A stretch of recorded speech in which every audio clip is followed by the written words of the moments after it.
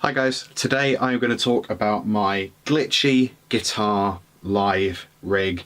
I don't have a name for it, how it works and what I'm doing with it.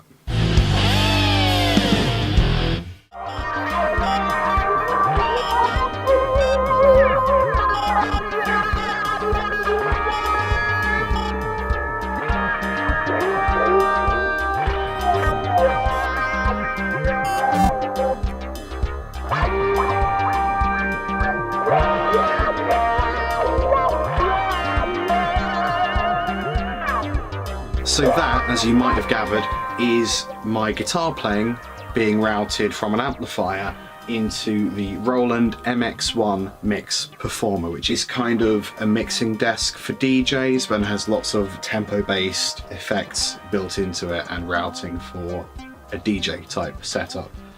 I've been using it on my guitar to do tempo-based effects and live glitchy type sound effects, which is something that I've always been really interested in, and now I can basically do it live without having to rely on processing in Cubase, having already recorded it.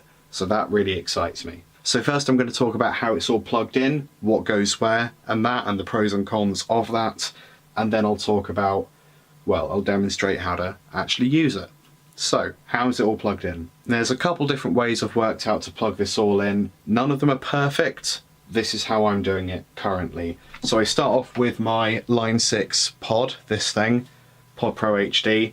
That's my guitar amp, so all of my amp simulation and quite a lot of effects happens in there. My guitar jack goes from my guitar to the input of that, obviously, maybe. And then at the back are two jacks coming out and going into left and right. I've got them in channel 3 and 4, separate left and right channels. Those two guitar signals are panned left and right separately. Often I'm sending slightly different signals to the left and the right channel. Maybe one of them is slightly delayed.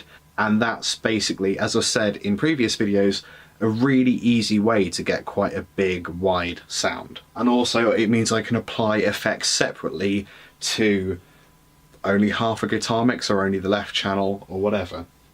Just gives me more variety for effects. There's an auxiliary effects routing coming out of the MX1 and going into my Kaoss pad, and that allows me to do looping and adding extra effects as well. There's also a MIDI connection going from the MX1 to the Kaoss pad and to the Pod Pro as well, just to make sure that everything tempo based is in sync and starts at the same point, which is pretty important. So it works, but it's not perfect. For example, at the moment when I try and loop something, the actual volume it loops at is quite a bit quieter than the volume you hear the original instrument at.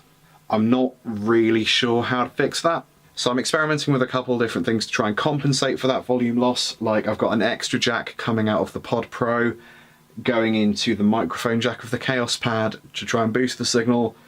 It doesn't really work. So let's talk about some of the different effects we can use. Turn my bass machine down and just get this going. So I'll talk about the sequencer up the top here in a moment. So the first kind of effect we can use is called a beat effect, and you can turn it on by pressing this orange LED. So my normal sound is this, which is quite heavily affected anyway coming out of the Pod Pro.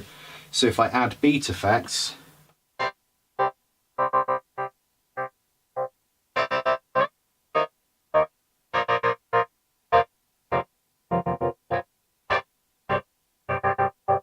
so what that is a kind of slice effect which I can operate up here. So if I press select, it means I can select slicer here. So across the top here you're seeing the 16 beats, and basically these orange light up ones are where the effect is coming in.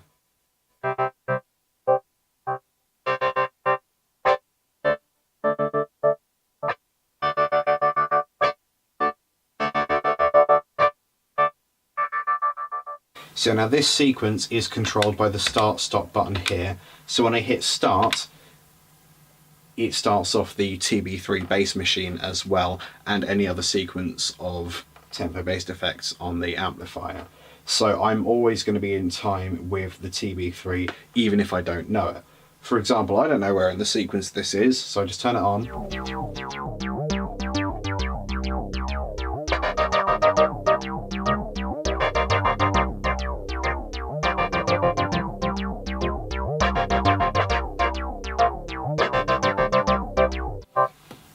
So that's a very handy feature of the beat effects. And then in my opinion, the coolest bit of this is the mix effect, which is these blue LEDs at the top here. So these effects are operated by this button up the top. So left or right is basically, you can turn it all the way left and put it full up. In the middle is off, and then all the way to the right is on. But it's also low to high for filter-based effects. So let me give you a demo, and I can select which of these channels goes to the mix effects through this blue LED. So I want both my channels to go through that way. Let's try this scatter effect, for example.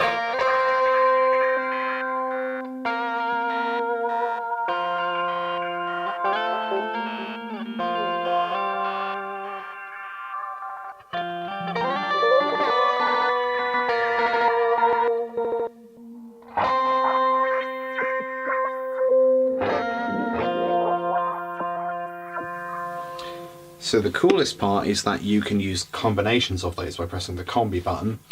So for each of these mix effects, when in combi mode, you can choose when they come in. So if I hold on the flanger, that's going to come in 12, 13 and 1. Bit crush is going to come in on 9. I'm going to swap that to 10, 12 and 14 and 15, but remove it from 2.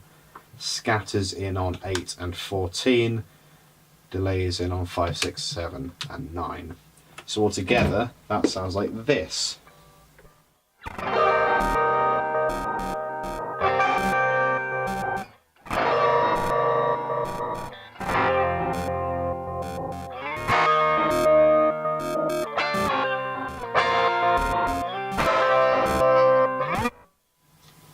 And of course, you can use that in conjunction with the beat effects. So altogether, we have this.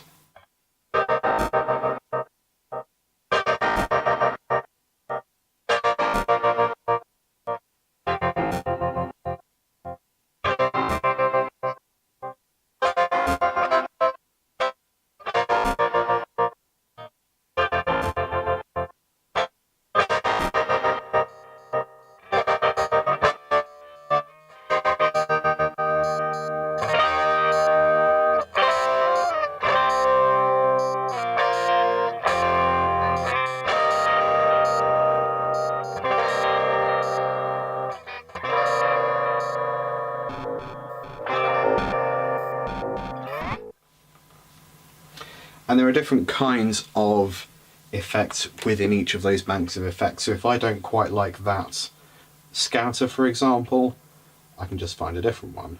So when does that come in? Let's turn it on quite a lot. So the scatter is different now. I think I do prefer that. Let's try the different kind of roll, different kind of bit crush.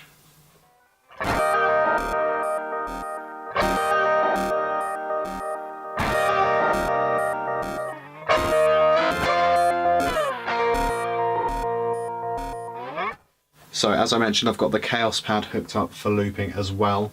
What I will often do is just capture a really short clip of a chord like this. So I'm going to strum the chord.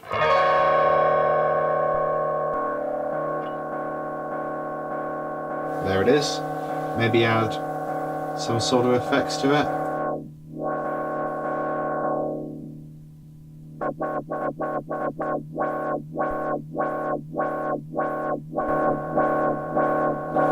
And then I can play over the top of it.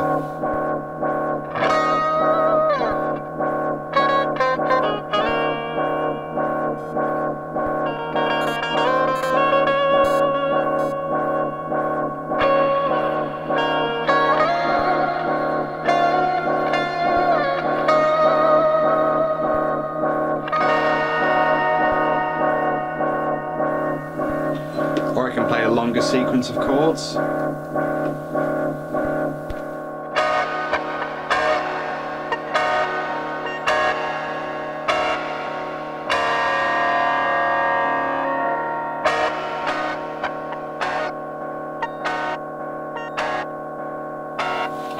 So what's a bit annoying about that is that the mix effects doesn't carry across onto the Kaoss pad.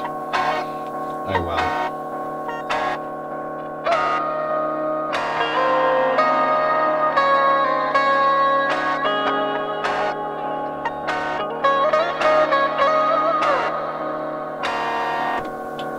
And then each of those things I can turn on and off as a separate button. And I use the Kaoss pad to loop drum hits as well, as you probably saw towards the start of the video. So that is currently what I'm using the Roland MX1 Mix Performer to do. Like I've said, there are a few problems with it. I would be very open to suggestions on how to tackle those problems. Otherwise, thanks for watching. Please do subscribe. That's quite important. Like as well, that helps out. If you have any questions about this, because I know this was actually a requested video a while ago to actually talk about how it's all hooked up. So if you have any questions, leave them below. Requests for videos, leave them below. And I'll see you next Friday at about 4 PM. Toodaloo.